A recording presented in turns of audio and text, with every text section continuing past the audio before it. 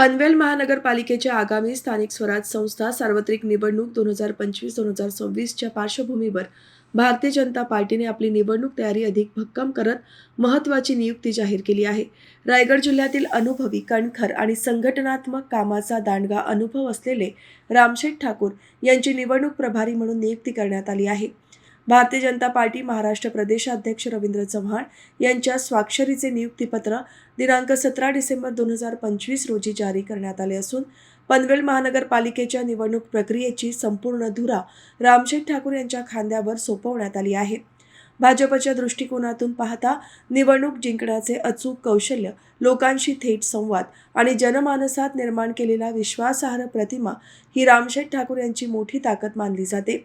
रायगड जिल्ह्यातील राजकीय, सामाजिक आणि संघटनात्मक क्षेत्रात त्यांचे भक्कम स्थान असून कार्यकर्त्यांना एकत्र बांधून प्रभावी निवडणूक रणनीती आखण्याचा त्यांचा अनुभव पक्षासाठी निर्णायक ठरणार आहे.